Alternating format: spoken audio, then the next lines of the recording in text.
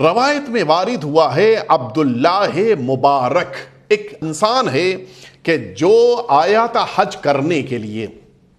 آپ سنیں، جب انسان آئے اور قرآن مجید کی بارگاہ میں خود کو قرار دے تو آپ یقین جانیں اس کی فکر اس کو بلندیوں کی طرف لے کر جاتی ہے. عبداللہ مبارک کہتے ہیں میں مکے کی طرف آگے بڑھ رہا تھا، اچانک میں نے راستے میں دیکھا کہ ایک خاتون ہیں کہ جو اکیلی اونٹ پر بیٹھی ہوئی چلی جا رہی ہیں. صحرا ہے خاتون، البتہ عمر کے اعتبار سے تقریباً 60-65 کی عمر کے آس پاس یہ خاتون صحرا ہے، ایک خاتون ہے، ضعیف العمر ہے.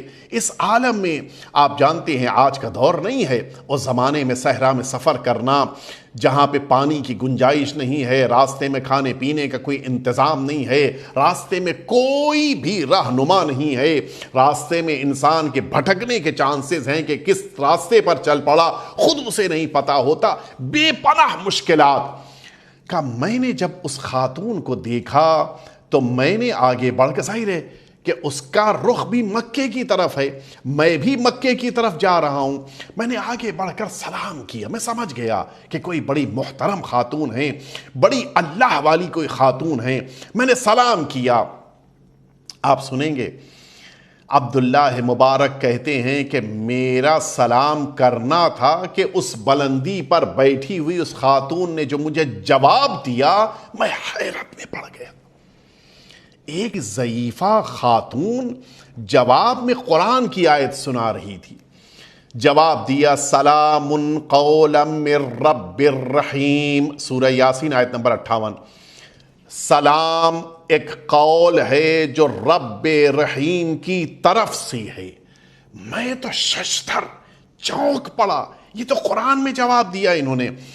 کہتا ہے کہ میں بڑی تعجب میں کہ یہ قرآن سے جواب دینے والی خاتون اس صحرا میں چلی جا رہی ہے، اتنا مقدس مآب چہرہ، اتنی عظیم شخصیت. میں نے بڑے تعجب سے پوچھا کہ اے خاتون تم انسانوں میں سے ہو یا کہیں ایسا تو نہیں کہ کوئی جن ون ہے کہ جو انسانوں کے لباس میں، انسانوں کے جسم میں آ گیا ہو؟ میں نے پوچھا انسان ہو یا جن ہو؟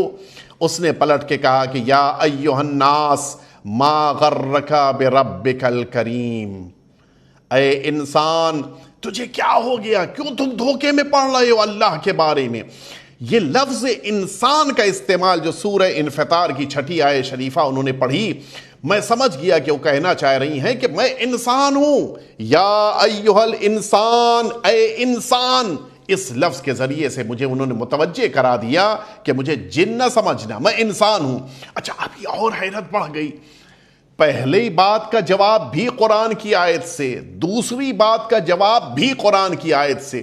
اب میں سمجھ گیا کہ کوئی معمولی خاتون نہیں ہے.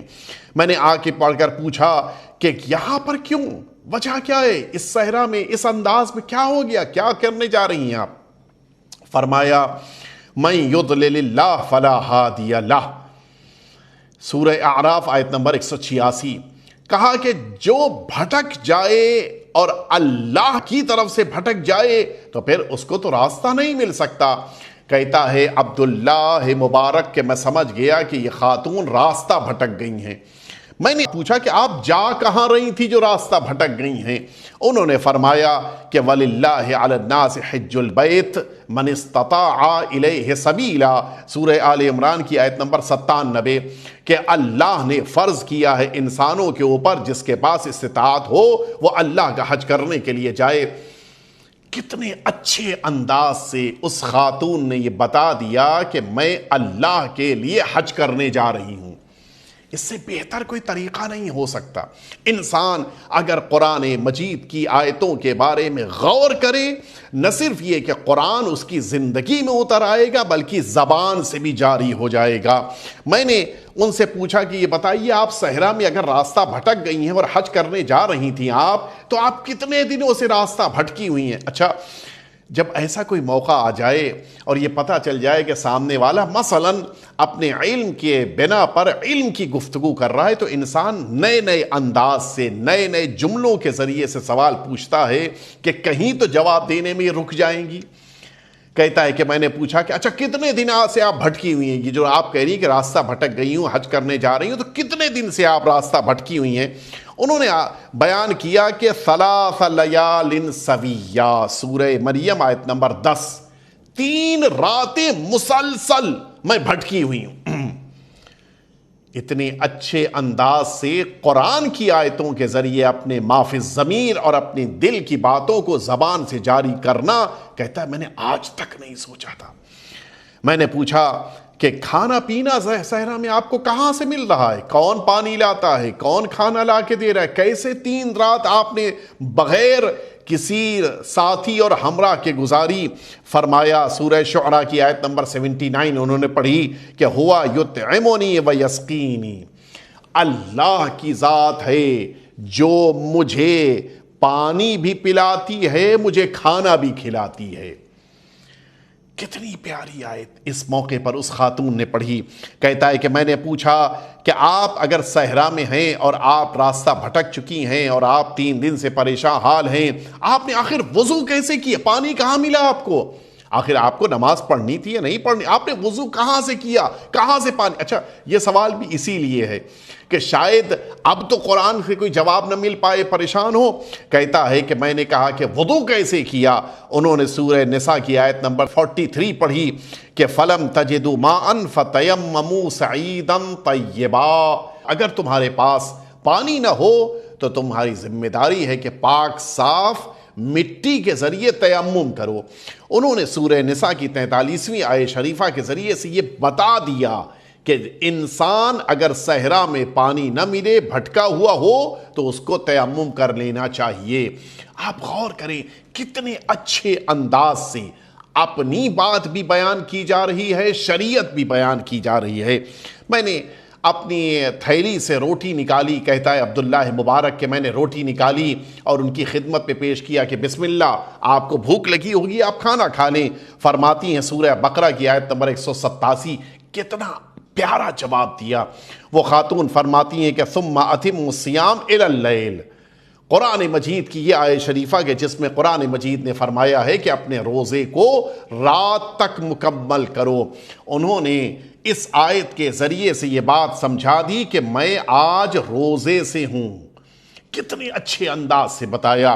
کہتا ہے کہ میں نے کہا کہ یہ ماہ مبارک رمضان تو نہیں ہے، مبارک مہینہ تو گزر چکا ہے، اب تو حج کا مہینہ قریب آیا ہے۔ اس موقع پر انہوں نے فرمایا سورہ بقرہ کی آیت نمبر 184 پڑھی فَمَن تَطَوَّعَ خَيْرًا فَهُوَ خَيْرًا لَهُ، جو نیکیاں کرتا ہے وہ نیکیاں اس کے لیے بھی نیک ہو جاتی ہیں۔ یعنی انہوں نے اس انداز سے اس آیت شریفہ کے ذریعے سے بات سمجھائی کہ میں نے یہ روزہ مستحبی رکھا ہے، یہ ماہ مبارک رمضان کا واجب روزہ نہیں ہے۔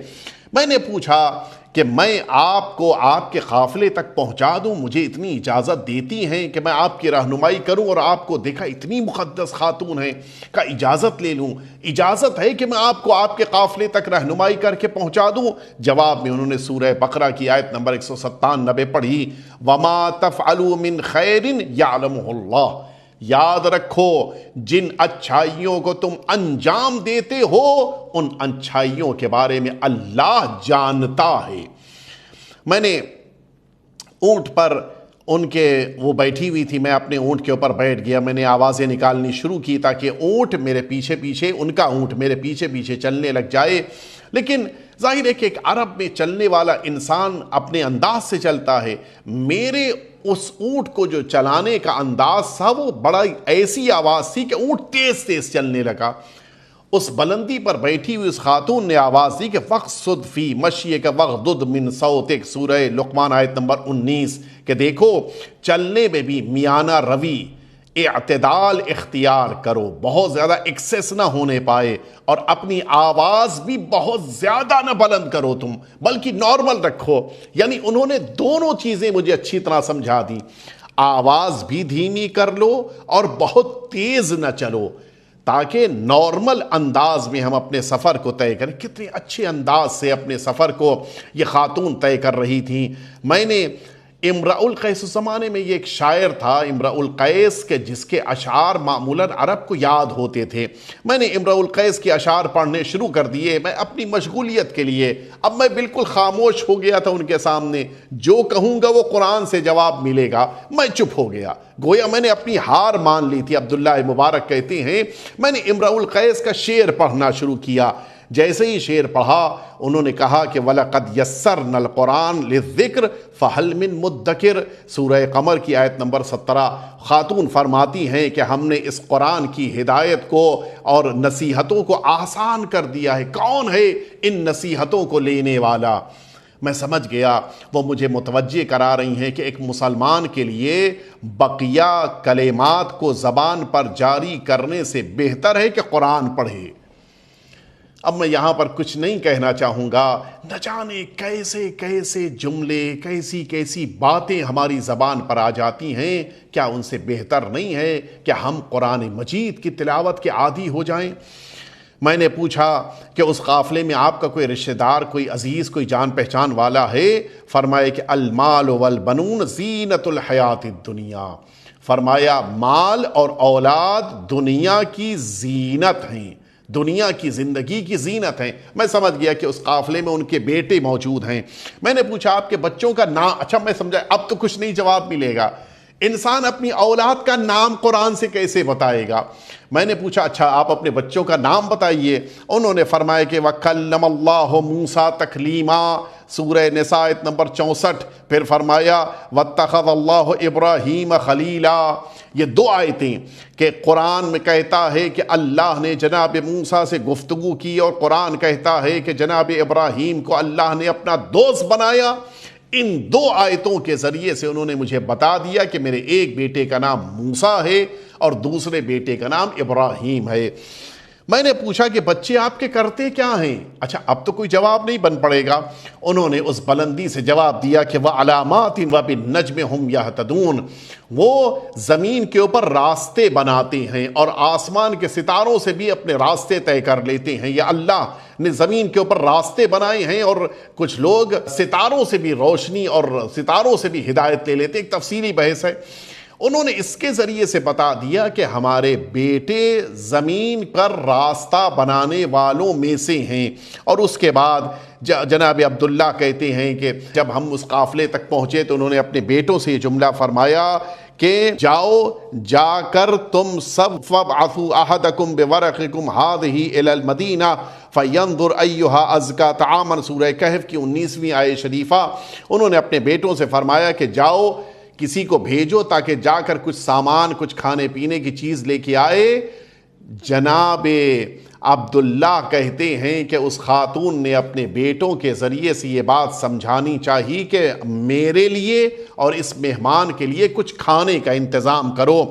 اور اس کے بعد جب اس کے بیٹے لے کر آ گئے تو اس خاتون نے مجھ سے فرمایا کہ کُلُوا وَاشْرَبُوا ہَنِيًّا بِمَا كُنتُمْ تَعْمَلُونَ، سورہ طور آیت نمبر 19، کہ تم کھاؤ پیو اور پوری طرح سے اچھے انداز سے کھاؤ پیو اللہ کی عطا کردہ نعمتوں کے اوپر۔